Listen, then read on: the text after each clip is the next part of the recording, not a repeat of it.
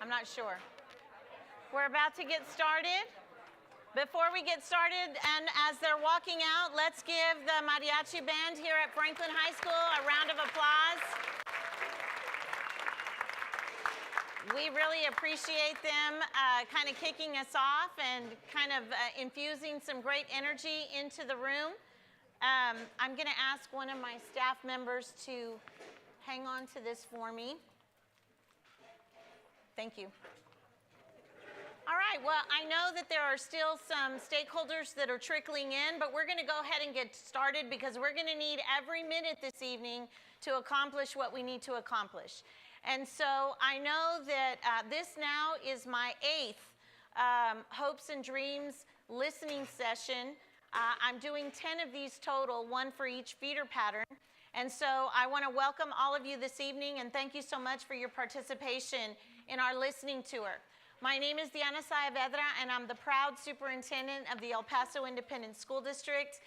It's been a pleasure to be in El Paso, to learn about the community, and more importantly, to learn about our school district and where we are and what our current reality is.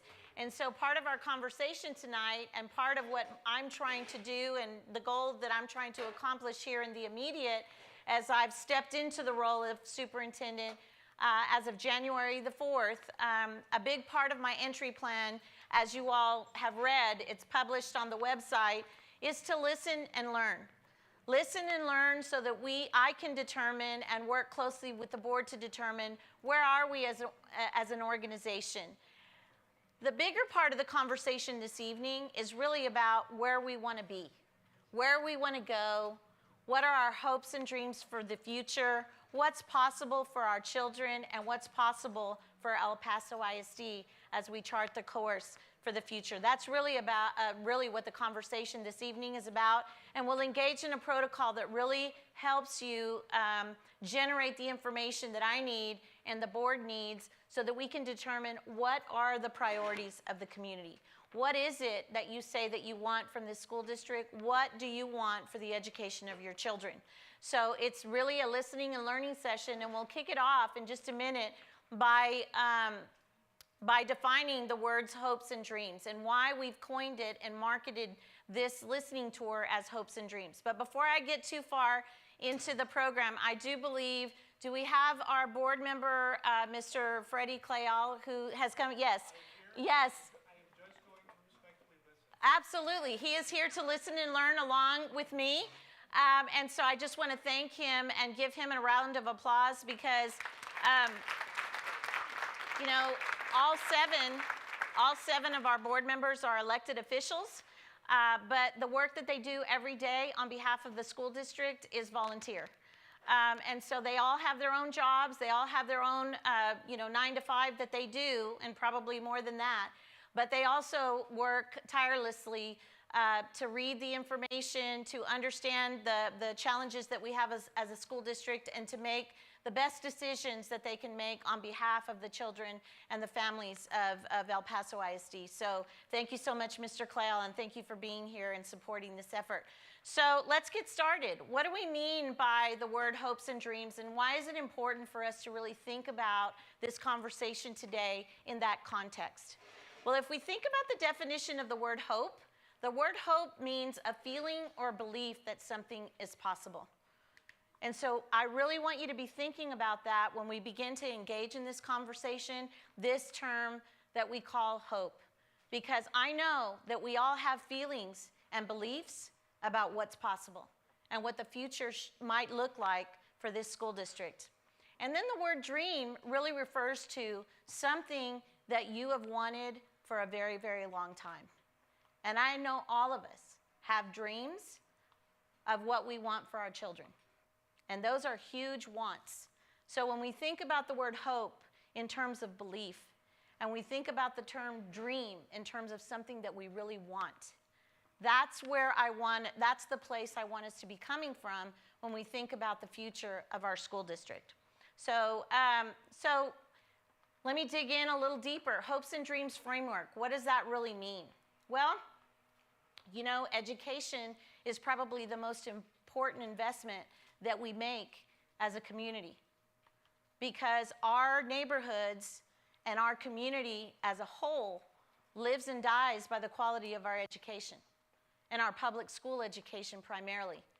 And so when I think about charting a vision for this school district and what the future might look like, I can't do that by myself. Because if I do, then it's my plan, and it's the future that I want. But this community doesn't belong to me. These are your kids, your schools, your money. So if I'm not engaging you in a conversation about what we want for the future, shame on me. So that is a big part of this conversation, the beginning of us coming together in a community-based visioning process. Because we all have a part in the education of our children. I'm the leader of this school district. So once we chart the vision and we develop the plan, I'm responsible for executing that with my staff and with the support of the board. And I welcome the accountability once we get there.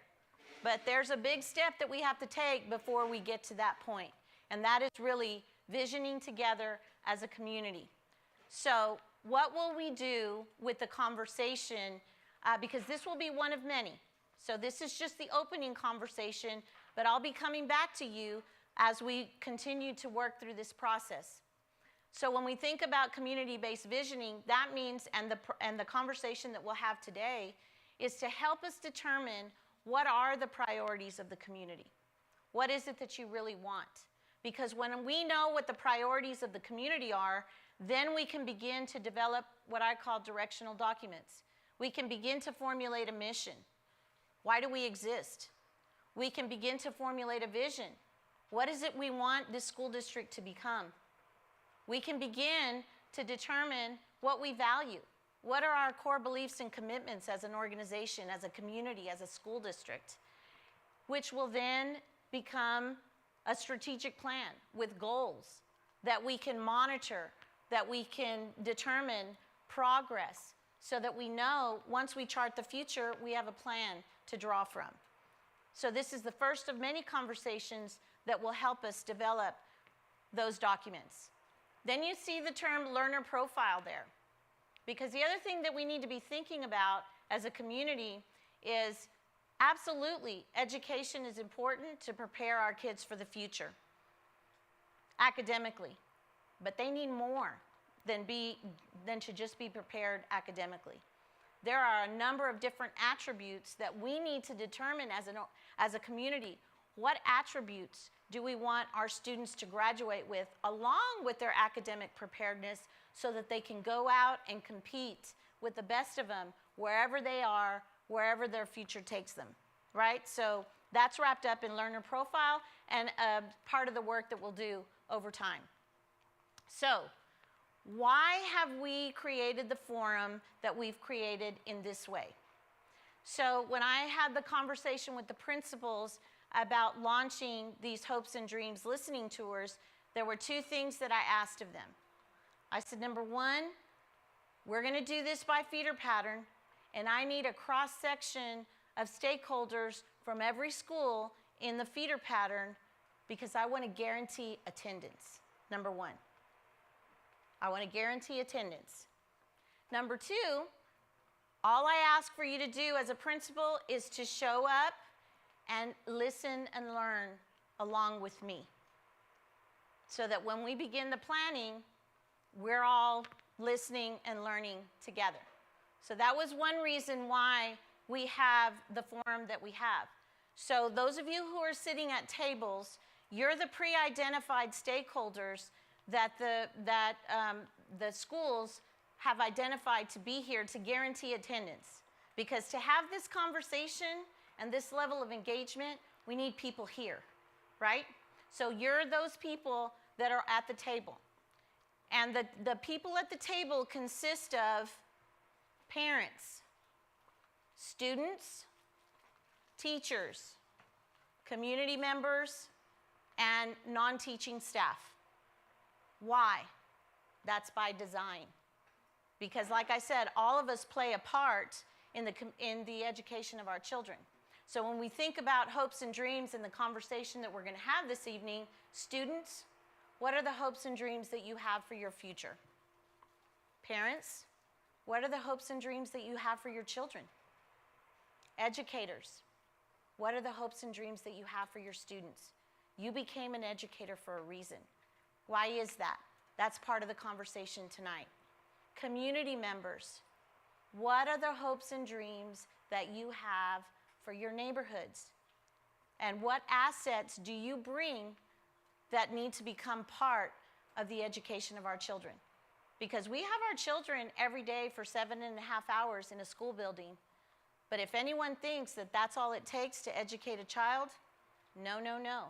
We need to leverage the assets of our community to educate our children in the best way possible. And then as a community, as a whole, what do we want for our school district? So through this process, as I said, we're going to have some priorities that bubble to the top that are going to be common across the school district. But we're doing this by feeder pattern because we'll also find particular things that are unique to each feeder pattern where we may need to think about differentiating our approach. So you're my pre-identified stakeholders here at the tables. We also have people that are sitting in the gallery. You'll be able to engage as well. You're going to be part of this conversation, and we're going to get you involved in the engagement this evening. We also have people live streaming, or we're live streaming this, so we have people at home that are watching. And so we will also engage you in the conversation, and your input will be part of what we do this evening. So again, by design, identified stakeholders for guaranteed attendance, and making sure that the voice of every person who needs to be committed to the process has a voice. Gallery participation, and then live stream participation from those of you at home. All right, so how are we going to do this evening? Because we have an hour and a half, and we need to be efficient with our time. So this is the way we're going to do it. We're going to use a thought exchange platform. So those of you who checked in, you were asked if you wanted an iPad. Some of you may have brought your own tablet or your own laptop, but if you have your phone, that's really all you need to participate in this evening's engagement through the thought exchange. Those of you who are in the gallery, if you've got your phone, pull it out, because when we get ready to engage, you can use your phone to provide your information. Those of you who are watching live stream, whatever you have at home in terms of technology, laptop, tablet, or phone. All right, so how does this work? Well, we're going to go through 2 rounds of a thought exchange. And in those 2 rounds, I'm going to be asking you 2 open-ended questions. And when you respond to the question, the way that the program is designed is that you'll go in and you'll share your thoughts. When you share your thoughts, the system generates the thoughts of everybody who's sharing. You'll be able to scroll through and read everybody else's thoughts, yours and everybody else's. Then you'll be able to rate those thoughts from 1 to 5. 1 meaning, I'm not sure what I think about that thought. I don't necessarily agree with it. To 5, that is absolutely on target. That's absolutely something that I agree with and something that I'm going to rate fairly high. So as you input thoughts and we rate those thoughts, the thoughts that are priorities and are rated the highest are the ones that bubble to the top. That helps us determine what everybody's thinking and points us into the direction of what people want, right? It's a very easy to use web format, and it's anonymous. So whatever it is that you put in, nobody can backtrack and say, so-and-so put that in. Shame on you. No. We're here to listen and learn, and it's a platform that is absolutely anonymous. All right? So that's the platform that we're going to be working with. So to set the stage for this evening, the first week of April, we pushed out, before I get there, Let me back up. So I've been on this listening and learning tour, if you will, since I started on January the 4th. I've been meeting with students. I've been meeting with teachers. I've been meeting with principals. I've been meeting with community members. I've been meeting with community organizations. I've visited campuses. And when I visit campuses, I don't just walk through the hallways and wave. I walk through the hallways, I walk into classrooms, I introduce myself to teachers, and I engage in conversation with students. I ask them, what can you tell me about your school? What are you proud of? I'm here to visit. What should I know about your school when I leave? I ask them, what do you value in a teacher? What do you want from your teachers? Are you learning in a safe learning space? I mean, I ask the kids questions. They answer, and they give me very good information. So thank you, teachers, for allowing me to disrupt your lessons when I walk into the classroom with an entourage of people that are taking pictures, right? But it's very rewarding for me. And again, it's a part of the listening that I'm doing as a superintendent and learning. So what do I already know? As I've been engaging in conversations with a number of different stakeholders throughout the community. This is what I already know. I know that it is incumbent upon me, together with the Board of Trustees, to restore the faith of the community in this school district. I know that. I know that. That is loud and clear. And I'm committed to doing that. We also know that when I look at the data, over the last 10 years, we've had steady decline in enrollment, which is costing us significant amounts of funding. So if I look over 10 years, we've lost significant numbers of students that totals close to $102 million of revenue that we're losing because we no longer draw that money because we don't have that enrollment in our schools. So I know that a challenge that we're going to need to overcome and as an organization is reverse that declining enrollment and stabilize it so that we can become, once again, a thriving school district. Modernizing aging facilities. We are the oldest school district in the county of El Paso. We've been in existence for 140 years. And the average age of our facilities is 50 years old. And we're educating children for the future, a future that we don't even know what jobs will be out there in 5 years, what the future is going to look like in 5 years. We can predict for the most part, but we don't know. And we're educating our children for the 21st century to compete. We've got to be educating our children in 21st century learning spaces, and that is not the reality in El Paso ISD across the school district today. So that is a significant challenge that we'll need to overcome. And then, as I've talked to parents, as I've talked to teachers, and even in talking to students, we have an overemphasis on state testing. And our children deserve more. So, de-emphasizing high-stakes testing. Now, don't get me wrong. That is an accountability measure that we have to meet because that is what the state says we have to do. So, again, I'm going to ask you this question. To whom are we accountable and for what? I understand that the A through F system is an accountability system. But in that system, we're accountable to the state. To whom, right? The state. For what? For preparing a child to take an assessment on a given day in the school year. That is a minimum expectation. When we think about an accountability system that we create as a community, then to whom are we accountable? To you. And for what? For what you say is important for us to monitor and the evidence that you will accept that we are making progress as a school district. Very different conversation. Very different conversation. So I already know these things. These are challenges that we're going to have to tackle, and these are things that we're going to be, that will definitely be part of any plan that we create for the future.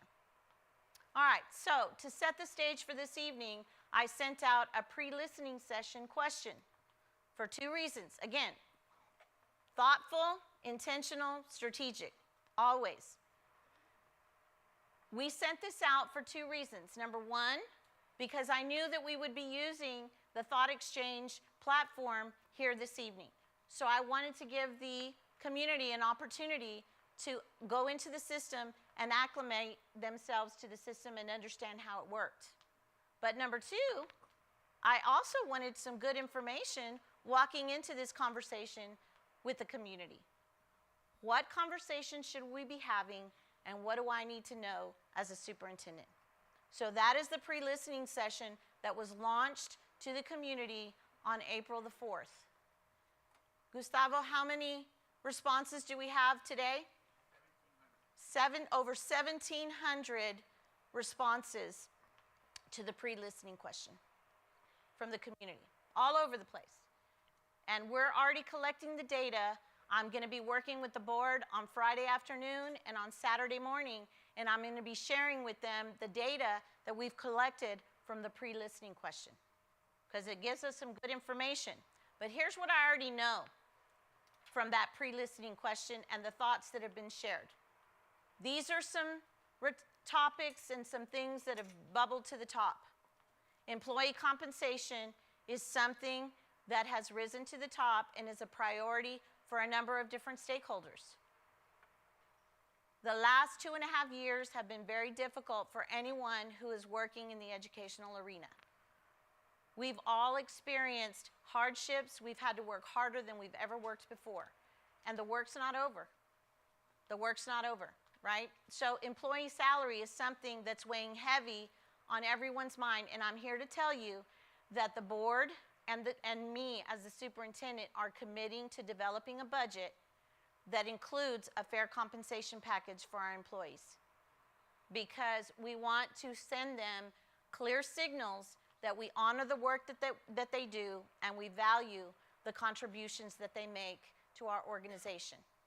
So please hear me that we are committed to developing a budget that prioritizes employee compensation.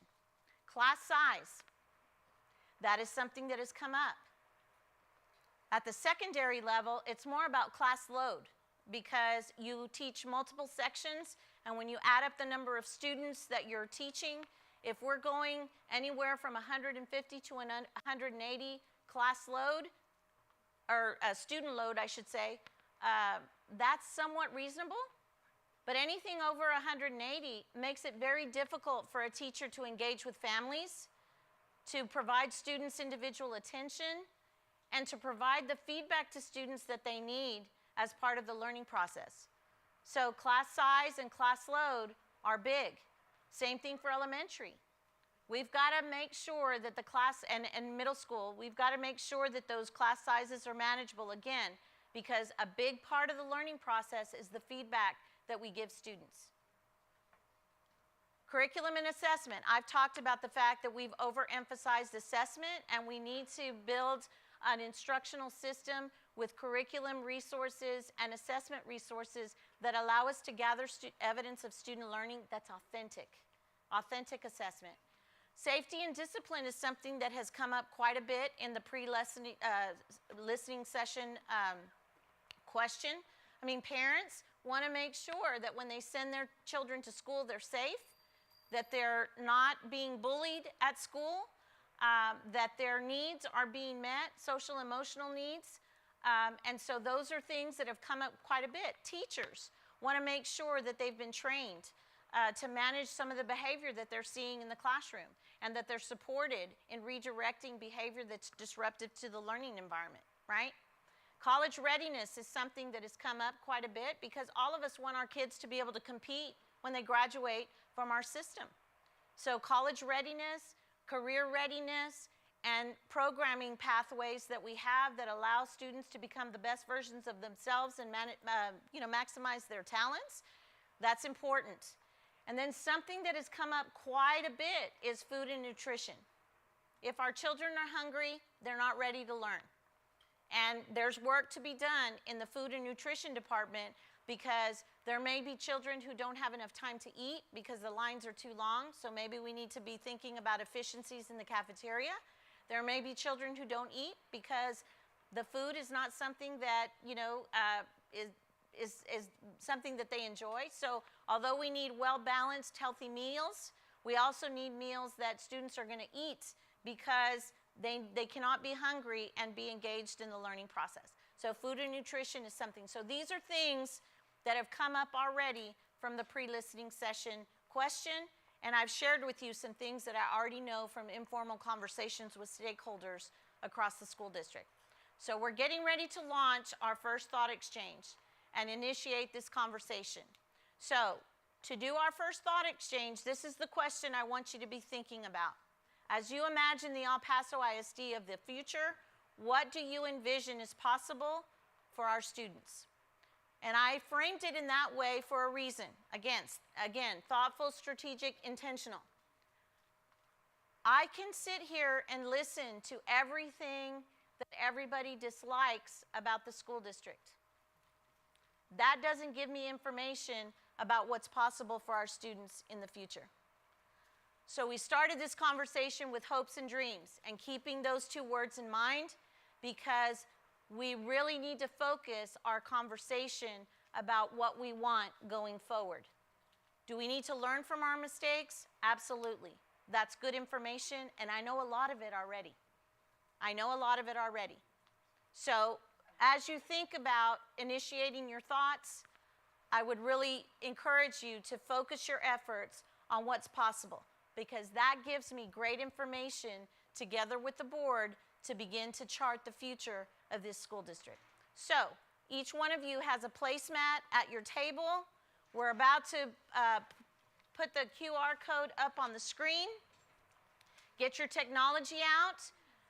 If you're at home, you can go to tjoin.com, type in the QR code, start generating your thoughts. Those of you who are in the gallery, go ahead and pull your phones out, use the QR code, start generating your thoughts. Remember, we're generating thoughts, we're also reading thoughts, and we're rating thoughts. So I'm going to give you about 15 minutes to do your work, and I'm asking you to think deeply. And you have dinner at your table too, so eat while you work.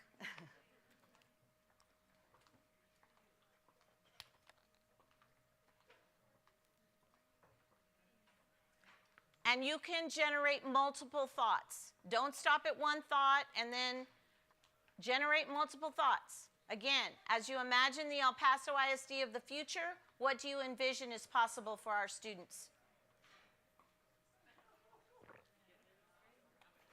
If you need help, raise your hand and we can help you get into the system. It's also, you can type in English or in Spanish, so there's a drop-down menu for language. If you prefer to input in Spanish, please do so. We need help over here. Can somebody help this young lady right here?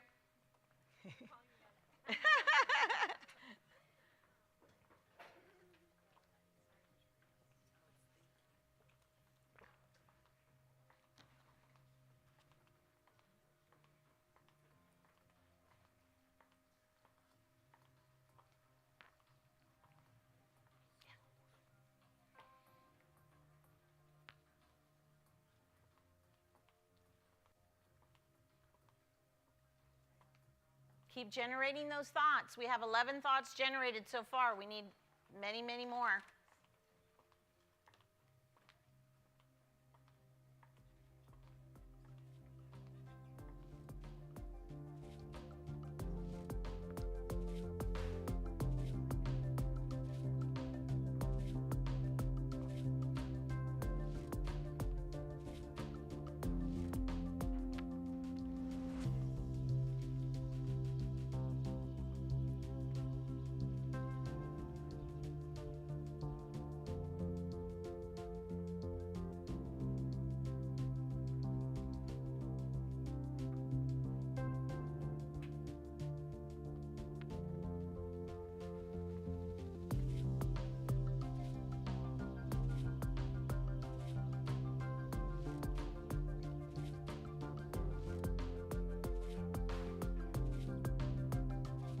So as you generate your thoughts, remember to go in and read others' thoughts and rate them as well.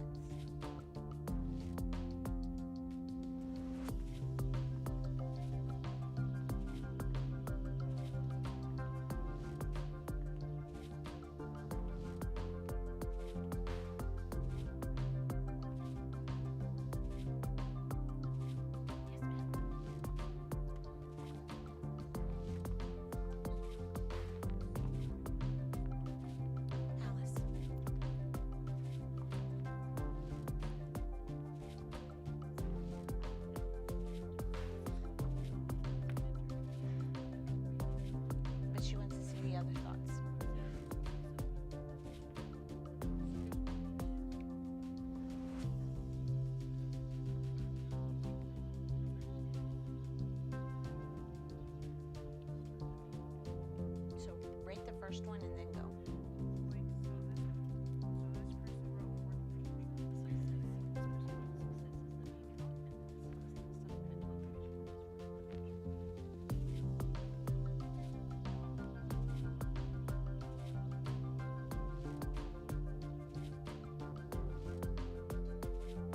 So we need you to go in there and read thoughts and rate thoughts. Got 121 thoughts generated, but we need more rating.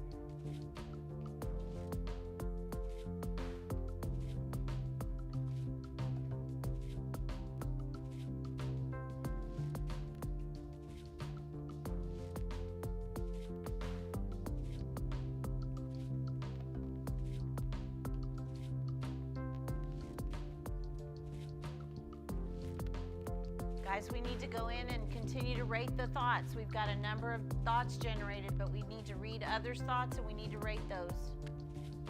We're trying to hit a ratio of 20 or higher, and we're only at 10, so that means that we need more rating.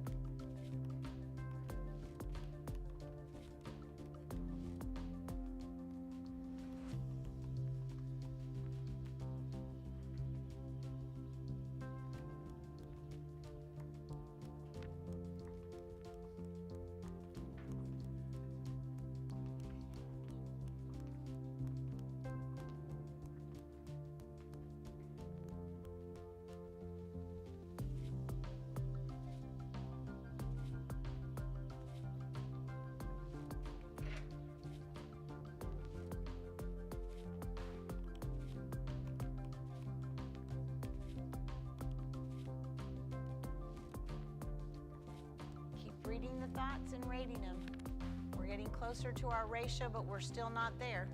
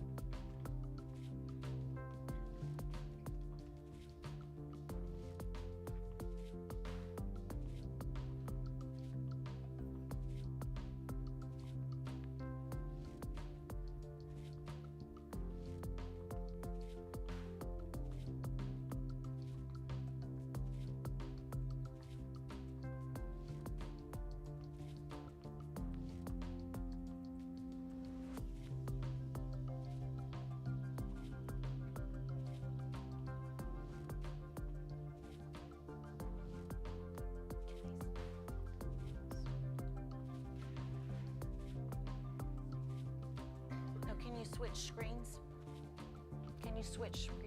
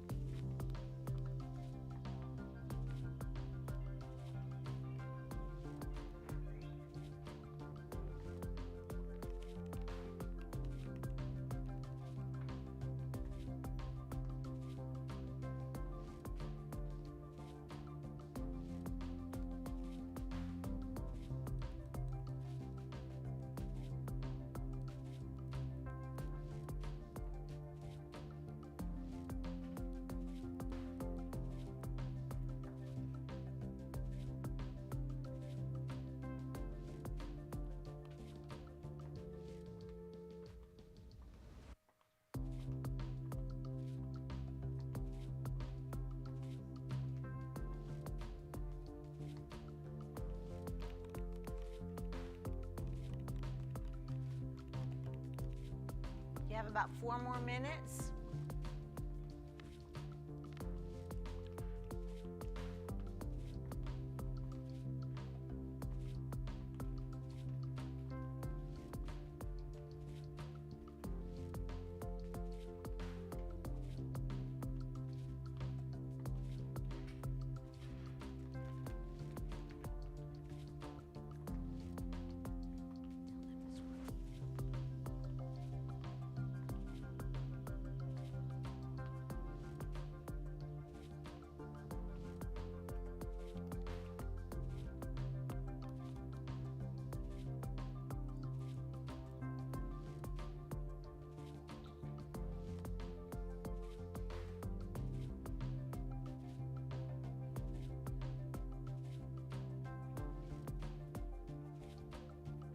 You have about 3 more minutes.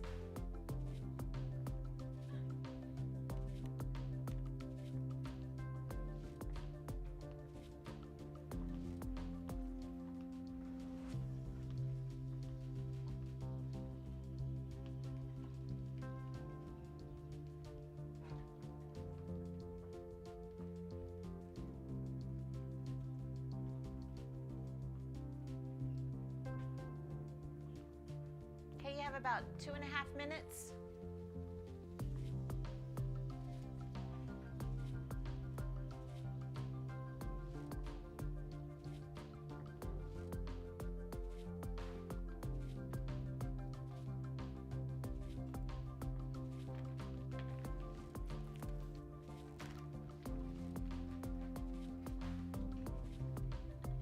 Okay, you have about 2 more minutes.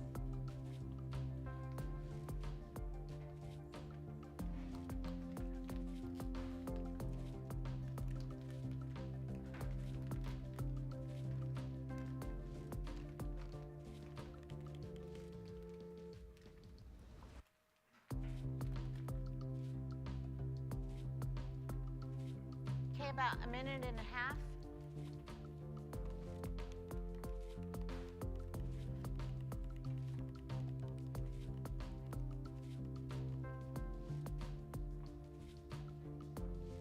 Okay, you have about a minute.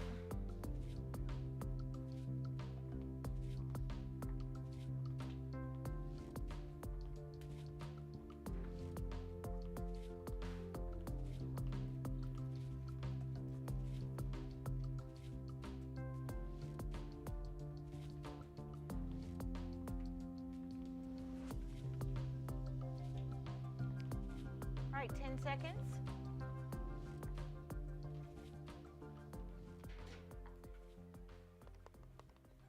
And 5, 4, 3, 2, and 1. All right. So first of all, let me thank you because I know I'm asking you to think really hard and I'm asking you to do some work this evening, so I really appreciate that. Again, you have dinner at your tables, so please eat while you work. So let's look at some of the thoughts that were generated. We have right now 135 participants with 193 thoughts, over 5,000 ratings at a ratio of 27. So we try to hit a ratio of 20 or higher so that we can really truly look at what is rising to the top and what the priorities are. So some of the things, as you all were generating thoughts and I was looking and scrolling, here are some things that are coming up in terms of thoughts. Obviously, we want our students to be prepared for a digital economy, right? And jobs that require them to be prepared in that way. I also saw comments from teachers that said, that they need to be supported. They need to be given the resources so that they're not having to go and buy things on their own.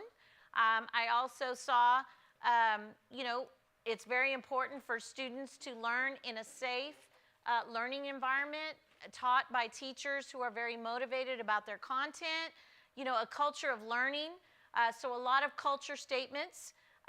So this is what I'd like you to do. You all are sitting at your tables. Everybody has gone through and read several of the thoughts and rated them. I want you to have some discussions at your tables. Again, talk about what are some of the thoughts that were generated, what really resonated with you. Again, what's possible for this school district. I'm going to give you some time to discuss at your tables, and then I'm going to start asking some of my specific stakeholders to stand up and share out what those conversations are. So I'm going to give you about 5 minutes to have some conversations.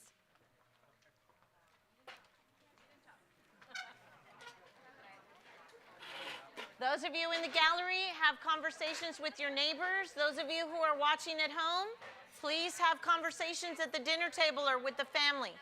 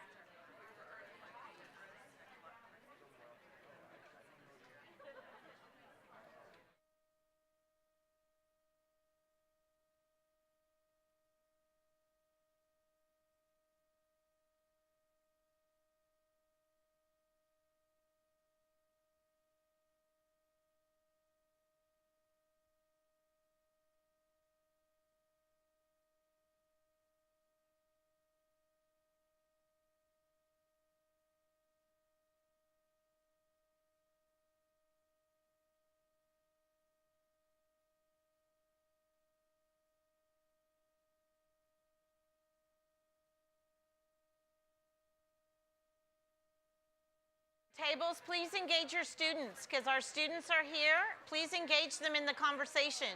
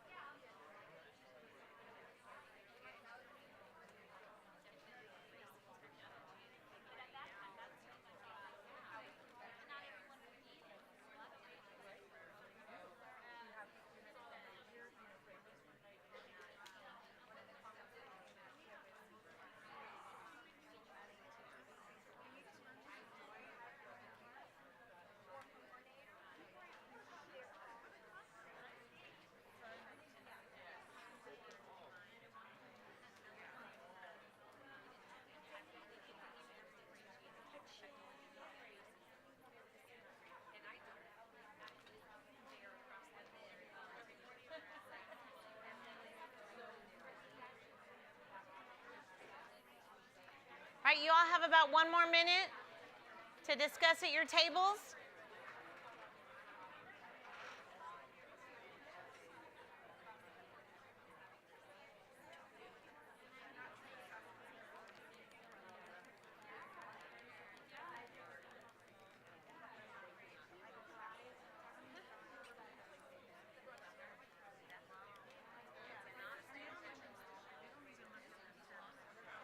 Thirty seconds.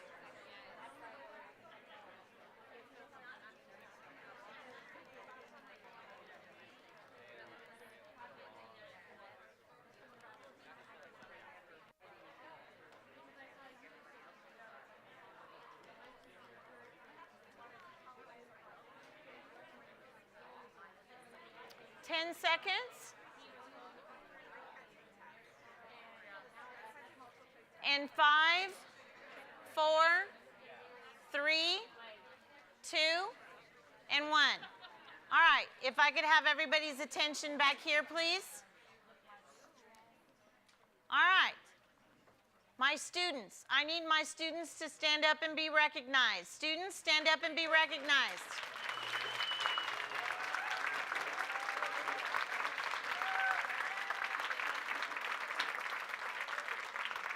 All right, so stay standing. Don't sit down yet, all right? So I want to hear from you.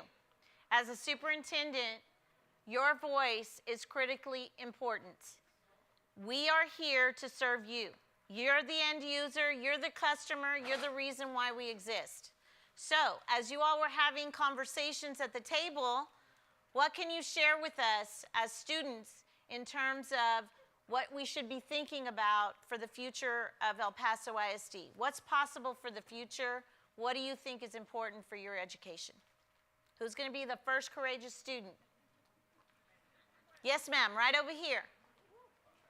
In our group, Matt, our community contributor, was talking about how we should use our community more to help students out and to encourage students to learn more about education and to give them some sort of a bonus or an achievement when they do something such as read books, or to use more community things like swimming, like the rec centers, to get students more involved. Absolutely. Well, thank you for sharing that. And what's your name, sweetie, and what school? Amy Balbuena, Franklin High School. All right. Well, thank you, Amy. Let's give her a round of applause. Absolutely. One of the things that we talked about at the beginning is that we're all part of this learning process, and to be able to understand what assets do we have in the community and how can we leverage those assets to really enhance the educational process for our children is important. But more importantly, they need to learn about their community as well, right? They need to understand what it means to give back to a community. So thank you so much for sharing your thoughts with us. All right, in the middle here. Who's going to go next? Right over here, this young lady. And then I want to hear from some of our young men, too. At my school, Lundy Elementary, What's your name, sweetie, first? Oh, yes. My name is Timmy Aduroja. I'm the student body government president of my school, Lundy Elementary. Yay! Let's give her a round of applause. Love it. Student leaders. Leadership is important. For what we were talking about at my table over here is that at my school there are lots of different cultures and religions, and so I think, in my opinion, that Okay, you got it. Okay. I think that people should be treated like equally, even though they're different from other people. Wonderful. Well, thank you. Because Keep going. okay. Because in my class, in the whole school, but I'm just gonna say in my class. In my class, there's a lot of different cultures and religion and races. And for example, in Christmas, people will just say, Merry Christmas or whatever. But there's lots of other religions and cultures that we should respect and we should hear, and we should tell other people about them too. Well, wonderful. Thank you so much for sharing that. That is absolutely important. Let's give her a round of applause. Again, we're blessed with a community that has significant diversity, right? And so learning from each other, learning to appreciate what we all bring to the table, and understanding that we have even though we have differences, we have a lot of things in common. So thank you so much for sharing that with us this evening. All right, I want to hear from 2 more students. Where are my young men in the house? All right, right here, this young man. Here we go. Here we go. Thank you. I think that one of the big things in EPISD and at Franklin High School is just getting students more involved in things. I think that it's great to have a purpose to come to school, to have fun at school. So one of the things, I mean, I'm in student council at Franklin, and it's just an excellent thing to just get involved. And I think we need to do a lot more outreach for that.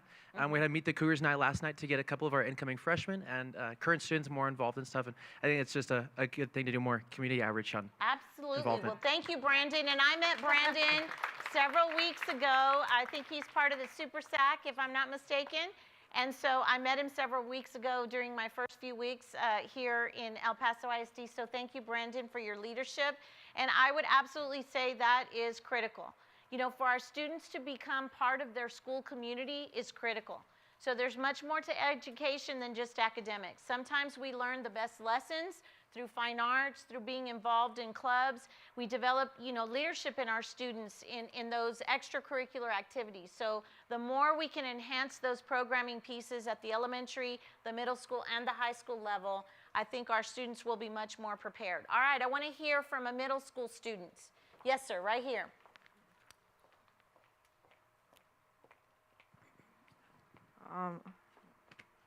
So in my group, What's your name, sweetie, and what school? my name's Caden Richter, and I'm from Brown Middle School. Let's and, give him a round of applause. and in my group, we talked a lot about the technology field and project-based learning. And in the comments board, there was a lot of different posts about technology. Some saying that we should get more technology. Others saying that we should go back to regular school.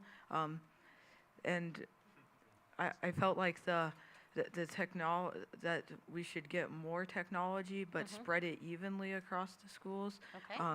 Because technology is going to be a field that's going to be used in the future a lot. Absolutely. Well, thank you so much for sharing your thoughts with us. And there's a couple of things that he said. So, you can sit down now, students. Thank you so much for your participation. And I think it's very courageous for our students. And I want to comment on just how eloquent they are, and their ability to communicate in a room full of strangers is pretty impressive. So thank you all so much. But I want to share, I mean, a couple of things that he said that were important are, number one, yes, I think it's important for us to consider a balance between technology and, you know, some of our paper pencil tasks, because there's value in both of those things. So thank you so much for sharing that. And I appreciate his courage and his willingness to share and summarize the thoughts of the table. That's also an important skill that our students need to have. So, and he talked about equity, that we should make sure that all students have access to tools that they're going to need to be prepared for the future. So thanks again for those comments. All right, I want to hear for some of our teachers. So stand up, teachers, and be recognized. Stand up, teachers. All right. Teachers are part of this conversation. So what are some of the thoughts that you saw that were generated about the possibilities of where we want to go as a school district? What were some of the thoughts that were generated at your table? So I'll hear from 3 teachers. One from each part of the room, right? One right over here. Hi, my name is Joanne Barrett. I'm at Colberg Elementary. I'm second grade dual. And some of the concerns were about field trips. I know, you know, we were COVID restricted and stuff, but we need to have more hands-on learning about life type trips for our students so that they can, you know, take that. Right. And learn more. Absolutely. Those are, you know, learning experiences beyond the classroom, right? Whether that be a field trip. I think this young man also talked about project-based learning, and so that hands-on and, you know, expanding their horizons and helping them understand that there is more to learning than just the content, right? So thank you so much for that. How about here in the center of the room? Who wants to be the courageous teacher to share? Come on, teachers, don't be shy. I know you're not. All right, right over here. So I'm Denise Almaraz. I'm from Lundy.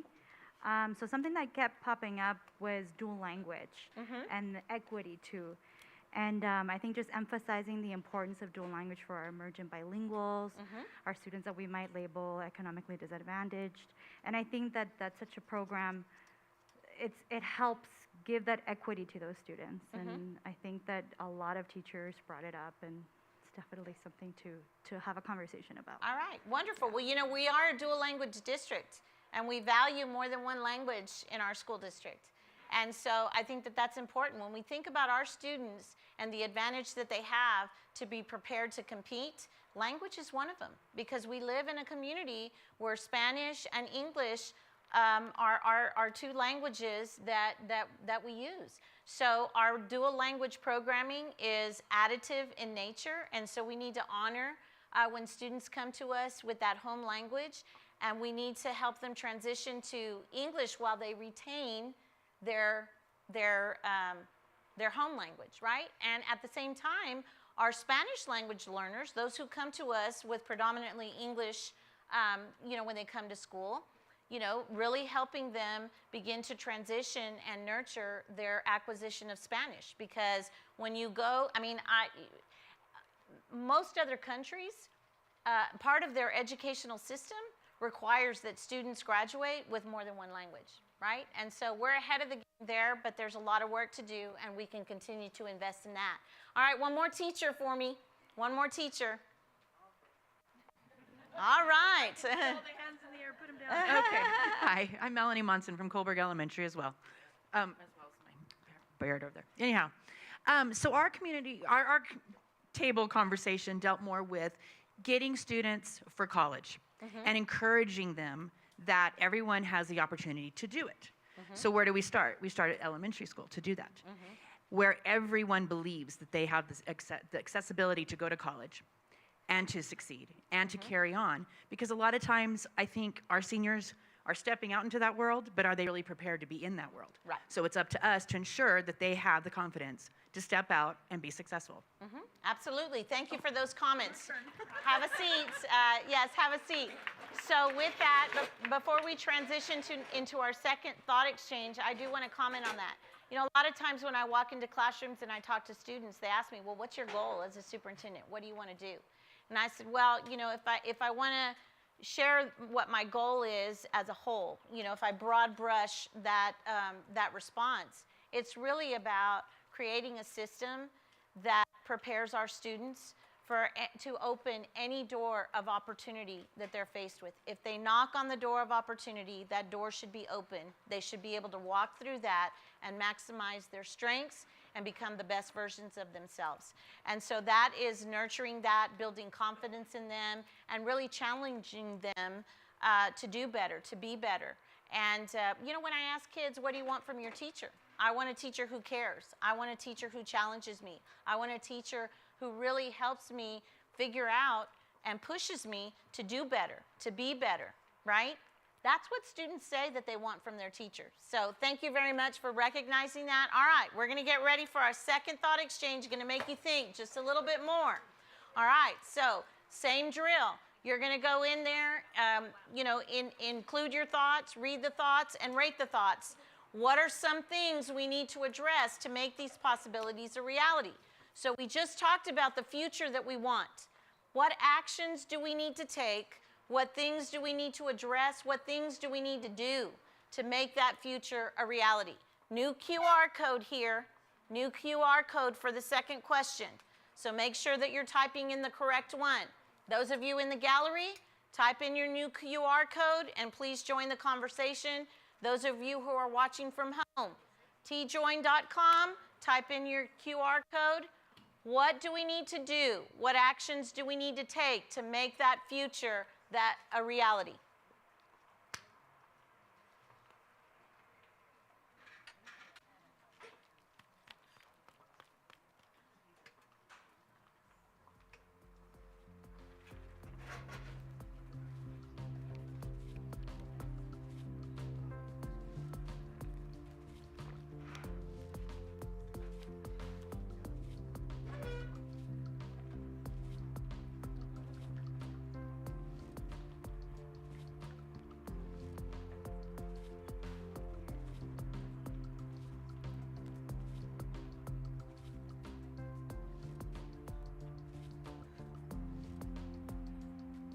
If you need help, please raise your hand and we'll help you get into the new thought. I think we need help over here.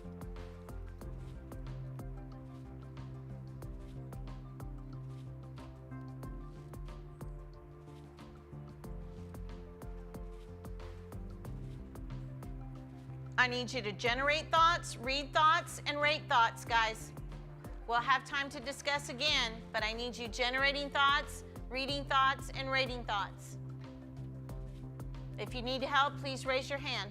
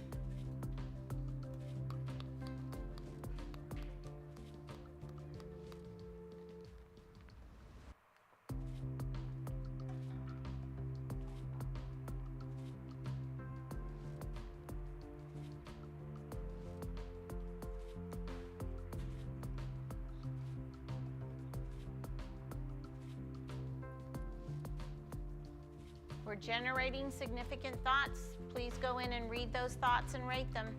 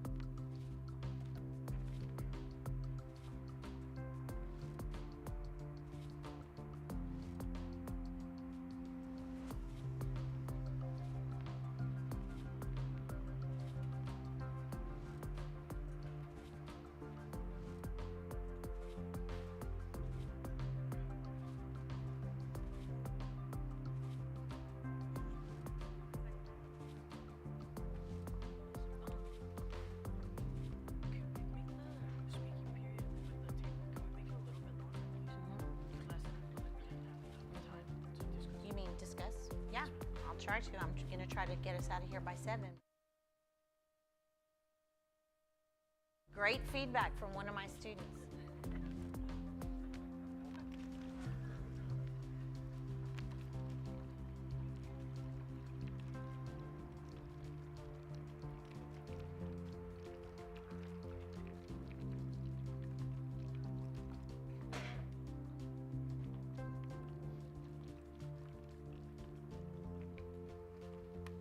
Keep going in and rating those thoughts. We're still not at our ratio yet.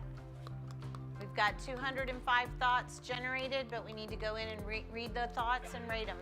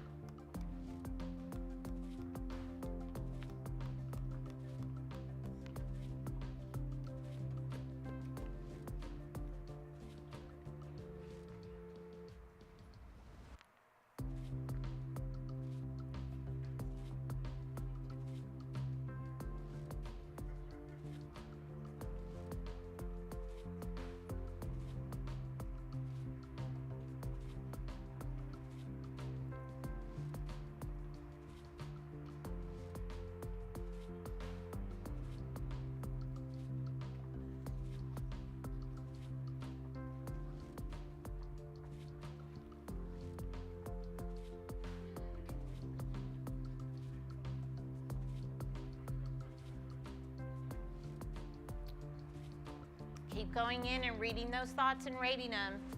You have about 2.5 more minutes. You'll have time to discuss, but we need to go in and rate those thoughts. We're not at our ratio yet.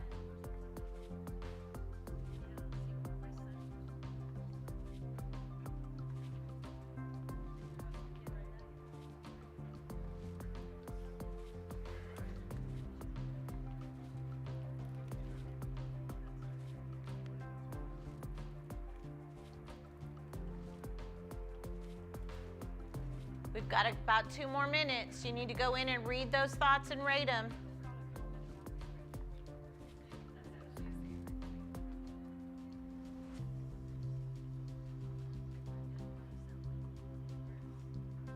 Two minutes. We need that ratio to go up.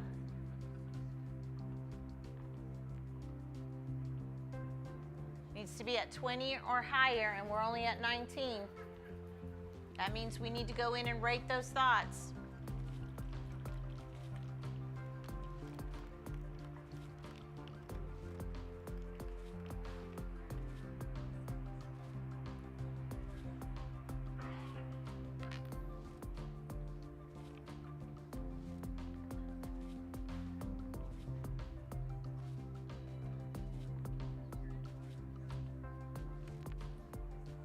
Okay, you have about 1 more minute. 1 more minute.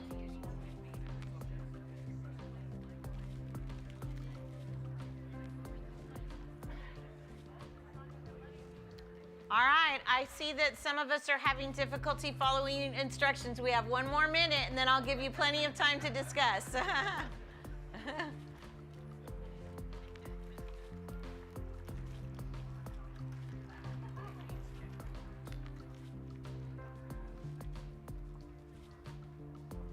Okay, we've got 30 more seconds, about 30 more seconds.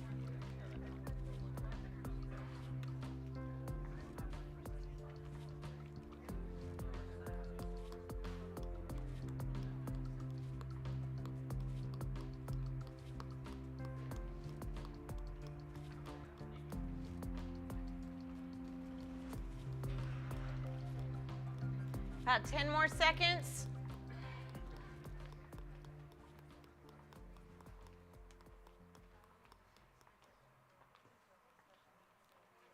In 5, 4, 3, 2, and 1. All right, now's your time to discuss at your tables. What are some of the thoughts that were generated? We're shifting from what's possible to what are the actions that we need to take? What are some of the things that we need to do to make that future a reality? Have a conversation at your table.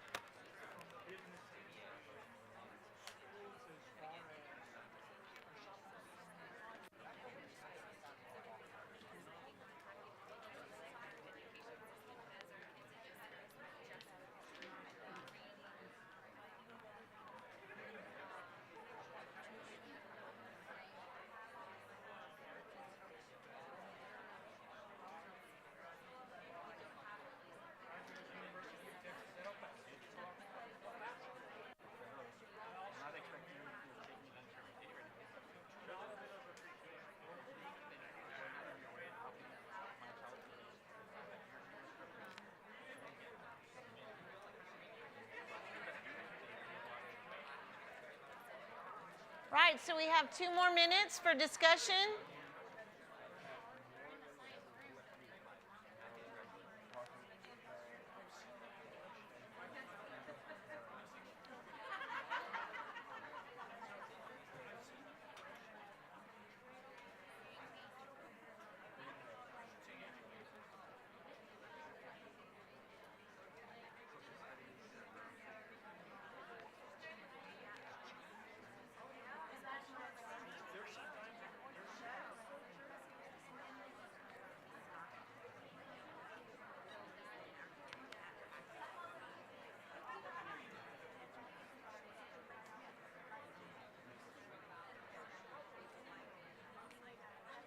Right, you have about 1 more minute.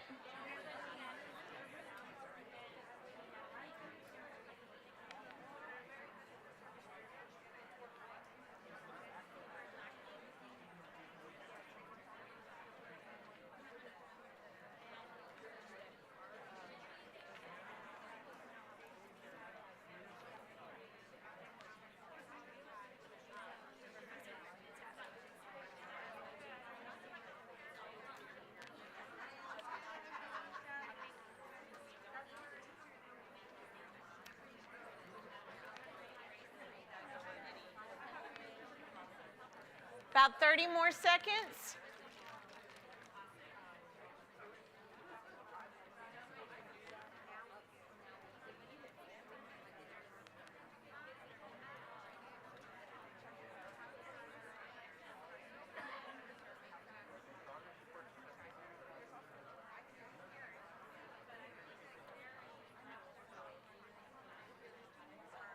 About 10 seconds.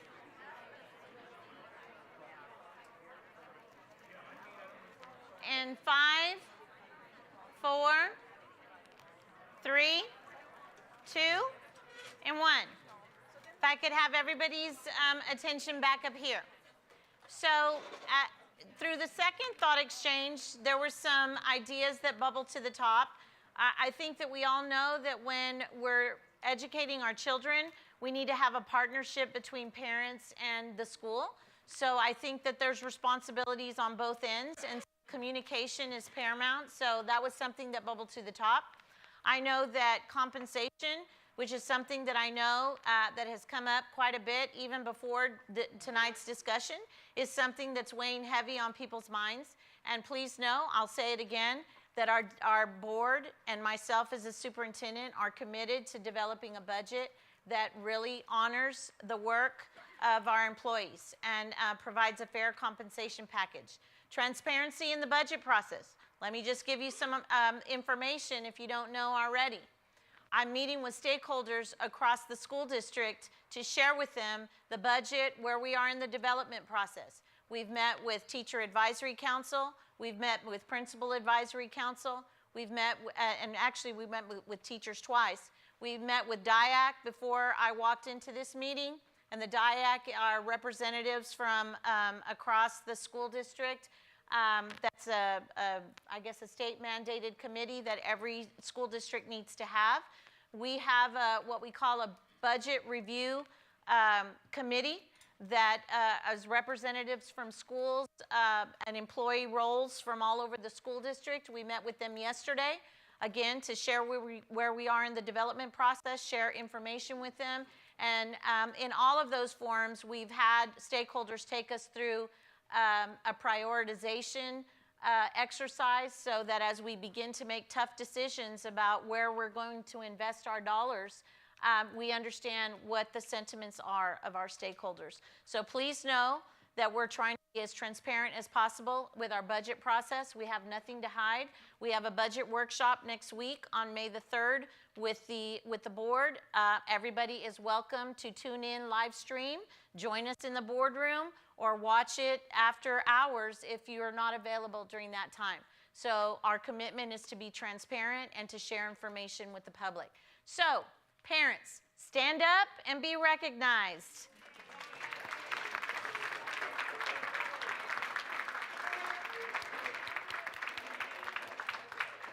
All right, well, like I said, parents are a big part of the process, of the educational process. We need you, we want to partner with you. So as, you know, a stakeholder that's very invested in the education of your children, what are some of the discussions that you had at your table about the actions that we need to take, the things that we need to address to really make that future a reality? I'll hear from 3 parents right over here.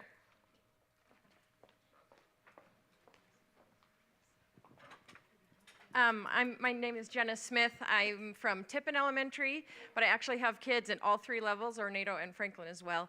Let's give her a round of applause. That's awesome. Yeah. Our table actually discussed financial equality because there are certain schools that give maybe 25% of the budget that other schools don't, being a Title I school or not. And that's difficult for those schools who need to fundraise and lose programs and lose staffing because of that. So we talked about just the need for equality across all campuses so we can support our students because, whether they're Title I or not, the parents are not always forking out the money to support the school, So Right. So we need that support so we can give all students the equal chance to succeed. Absolutely, thank you. So adequate investment and resources, so that all of our students can thrive. Thank you very much for that. How about some parents in the middle section here? Who wants right here? We have Amelia. Right here, Amelia.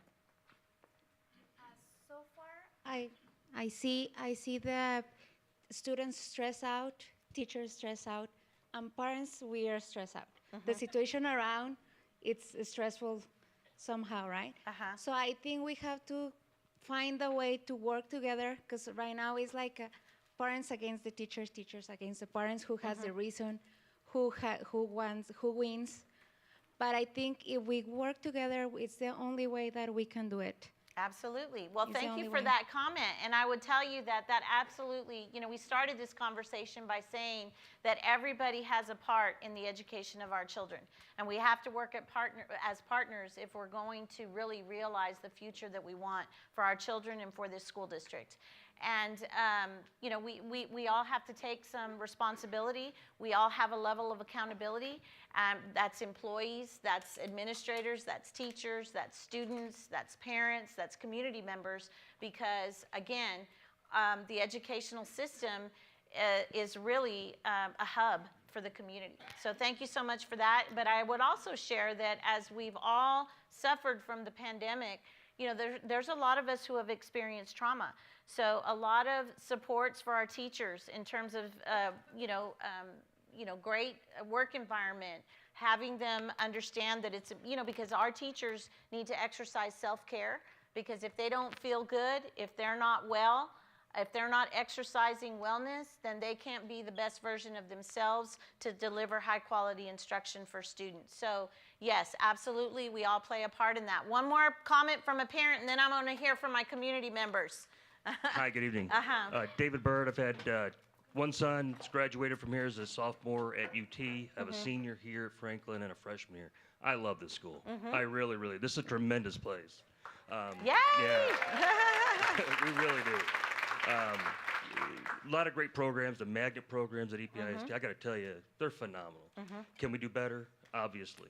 One of the comments that we talked about here, and I really didn't hear it brought up, was the open enrollment policy. I'm not from El Paso, I'm from the Midwest, up in St. Louis, and that just doesn't happen around the country. Right. Maybe in some communities it does. Opinionated here, I think that's a really bad thing. Maybe you need to have it, but there's got to be some guidelines around it. Why are they coming out of their community? You're taking good students that maybe are in the Northeast. You're taking good students, maybe they're coming to the West Side. Well, what's happening in the Northeast? You need to invest in the Northeast where those kids are at so that community grows where they're at. Just a thought. Absolutely. Well, open enrollment is absolutely a new experience for me as well as a superintendent. So I'm learning about how that system works. You know, I think that part of the public school mantra for several years now has been choice, right? And parents want choice.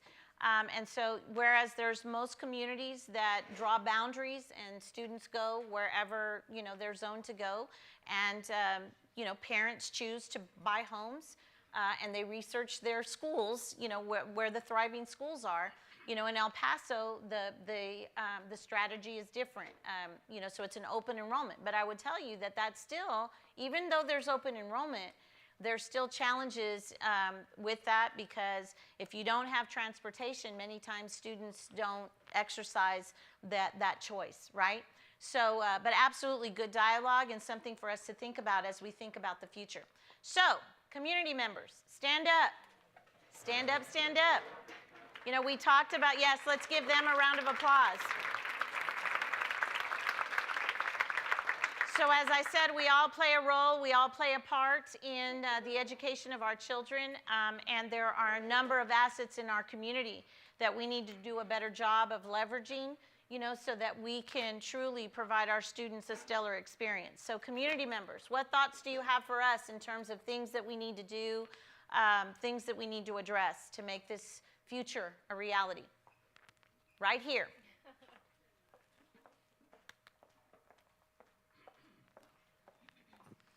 This last question really, I'm Megan, sorry. I work at El Paso Children's Hospital. I am a parent as well. But this last question, many people talked about it, is allowing teachers to actually teach. And that is one thing that I noticed with my daughter. When she was allowed to engage in project-based learning, she came home and engaged with me. Those social skills were there. You know, the virtual learning, social media is wiping out social skills.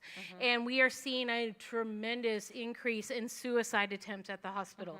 It is unprecedented, guys. It is a huge, huge, huge problem. And these kids don't know how to socialize. And we have to give them that opportunity. And these questions, every one of you guys was hitting on it. We teachers have to be allowed to teach so the kids can engage, that they can feel valued. Because as soon as that teacher was taking away that project base and packet after packet after packet was hit because of STAR preparation, my daughter clammed up. Yep. Nothing to talk about. School was good. Right. Well, thank you, So Megan. it is one of those things. We got to engage the students. They got to feel valued in their education. Absolutely. And so when we think about, when we started this conversation, something that I already know is that we do have a heavy emphasis on, you know, preparation for that STAR assessment. And again, I know that there's a level of accountability that comes with that, but our children deserve more. They need more. And so we need to generate a system, a framework, a curriculum that really allows our students to engage in learning like that. You know, student ownership of learning. We want our students to be able to understand where they are in their learning, where they're going in their learning, and that they have the tools to get there. And we can create classrooms like that. It'll take us some time, but we can do it. And when we create learning environments like that, then that assessment takes care of itself. So thank you so much for those comments. I'm passionate about that myself. So, all right, we've got one more community member right over here, and then I need to hear from my non-teaching staff. Yes. Hi, good afternoon. Matt Peterson, community leader, helped to run operations for a semi-local company. And part of our discussion was really around, again, that community business engagement and involvement. It's interesting, one of the last quote that was presented on the screen, that was actually from me, transparency and budget. Yep. Looking for community engagement for filling those gaps. So there are opportunities out there. You don't need to confine yourselves to the box of this is the only tangible money that we have. There are leaders, there are businesses out there that want to support and want to provide. We talked about engaging the excuse me, the upper class of El Paso, where they're donating to UTEP.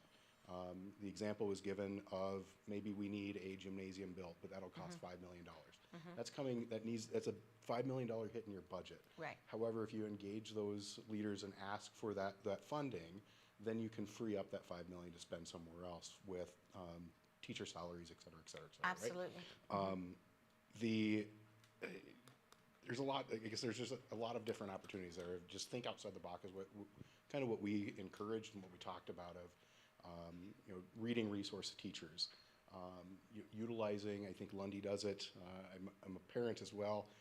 My children go to Lundy. However, wasn't aware that Book It program at Lundy was there. Book It is a program that Pizza Hut is a partnership with. You read so many books, you go and reward your student with a free pizza.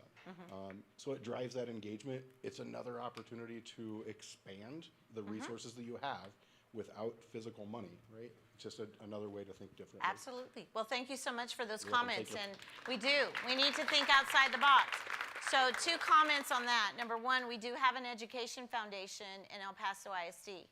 And we fundraise to provide scholarships for students and things like that. But that's a potential and untapped resource that we could really expand with these particular ideas, so that we could do much more than just provide scholarships for students, because that's important, but also grants for teachers to be innovative and provide them tools to be innovative in their classrooms and things like that. When we talk about capital investments, that really is a lot, that goes back to bond referendums and looking at long-term planning for our facilities. But absolutely, there's a lot of creative ways that we can leverage our assets in the community. So thank you so much. All right, so my non-instructional staff, my non-teaching staff, who are you in the house? And stand up and be recognized. All right. I know that we're running over on time, but I do want to hear from at least 2 of you, and then we'll wrap up the discussion. So who are my courageous people that want to share some dialogue about conversations that you had at your table? Right over here. Hello, I'm Erica. I'm a school nurse at Haddad Elementary School. And I just want to focus, I know teachers, you guys are everything. You provide the education to our students. But I feel like with the psychosocial element that parent brought up was more support needs to be given to the counselors and to the school nurses. There isn't enough. There's one of us to 600 or even over 1,000 students, and we need extra help. We need that support. Well, thank you for sharing that. And I do think that wellness and healing is going to be something that we really need to emphasize as we go into the 22-23 school year. But it's not only the responsibility of our nurse.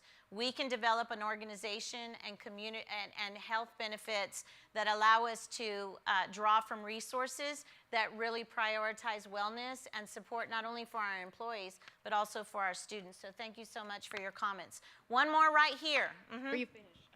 So my name is Lilia Buckard, and I'm the Parent Engagement Liaison. And this one doesn't cost any money. Customer service. Right. You have to run the school like a business if you want the parents to stay. Because ultimately, you can have great teachers. The students want to be with the teachers, but who makes the decision in the end of where the child's going to go? The parents. The parents need to be greeted with a smile. And if the person, the staff, the teacher, anybody doesn't answer the phone, they don't have a smile or a positive attitude, the parents are going to go somewhere else. Doesn't matter if there's open enrollment or not. They ultimately make the decision. So you can have beautiful facilities. It's very important. You can have great technology. But keep in mind that the parents still want to see a face. They still want to have the phone answered. They still want to have that one-on-one. We're complaining that our children are losing that interaction, but we ourselves are saying, okay, you can find everything online. Don't call. don't come to the school. Yeah. So Right. yeah. Well, I appreciate that. And let's give everyone who made comments today a round of applause. If you all will have a seat. And to kind of wrap up there, I use a phrase that culture trumps strategy every day of the week. And so customer service is a culture issue, right? So when we begin to vision for the future and we think about what's possible for El Paso ISD, culture is something that we need to have a conversation about. What culture do we want in our organization? What will we cultivate? What behaviors will we accept versus behaviors that we won't, that align with the culture that we define? So work to do in that area, absolutely. Thank you so much for your comments. So where do we go from here with this conversation? So first of all, you've committed to more than one conversation. So I just want to put that out there, okay? And those of you who have joined us in the gallery, I would encourage you to continue to join us. And those of you who are live streaming from home, I would encourage you to continue to be engaged in the conversation. What are we going to do with this information? Again, this is 8 of 10 hopes and dreams listening tours that I'm doing with each one of our feeder patterns. I still have Jefferson Silva tomorrow night and El Paso High School feeder pattern on Monday. We're generating all of the information that we're collecting from you all through these listening tours. Again, I'm doing work with the board so that we can begin to create our directional documents. We will be bringing those documents right back to these forums so that you all can share. Did we hit the mark?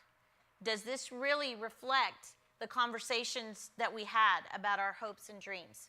Because I'm going to want your feedback, I'm going to want your input, we're going to continue to engage so we can refine that and build the 5-year strategic plan that we need to move forward as a school district. So we will come back to you. Stay tuned for further engagement. Like I said, we'll be bringing you a mission, a vision, core beliefs and commitments, and we'll be working together to work through that process until we get it right. I feel like, again, intentional, strategic, and thoughtful, because we all are part of this community. We're all invested in the education of our children. I invite you to be part of the process because this cannot be my plan. It has to be our plan. Once we develop that plan, you hold me accountable for executing that. So thank you for your time this evening. I look forward to this continued conversation. And I want to say thank you to several people. We can't put this on 10 different times without people coming together. So teamwork makes the dream work, right? So all the people that you see over here on the side, my technical gurus, they mic me up every night and make sure that everybody can hear what we're saying. They make sure the microphones are working and all the technology is working, that we're live streaming. Our community engagement team has worked tirelessly. They go and they help each one of our high schools set up all of the placemats, the QR codes, all of that is the back-end work that's done with our community engagement department. So thank you very much. Our principals, again, I asked them to do 2 things. Get your stakeholders there and be here to listen and to learn. So stand up and be recognized, administrators. We appreciate you. Right. Thank you, thank you. We also have several central office staff and several of my executive cabinet that's here. The people that you've seen walking around helping you, I want to thank them because I've asked them, I said, I need you at all 10 of those listening sessions, and they've been diehards and they've come to all of them. So thank you all so much for your support. They're listening and learning too. So again, I thank you so much for your time this evening. It's been a joy to spend this time with you. I know that I made you work hard, but I think we're all in this together and I'm committed to the work. So thank you. And here comes Brandon with something really big. We just wanted to present this to our incredible superintendent. It's from all of our feeder pattern schools, just showcasing some of El Paso's culture. So, well, thank you so much, Brandon. Thank you so much. I appreciate it. Thank you, thank you. And you all have a wonderful evening. I'll stay back for just a few minutes to answer any questions. But again, thank you so much for your engagement this evening.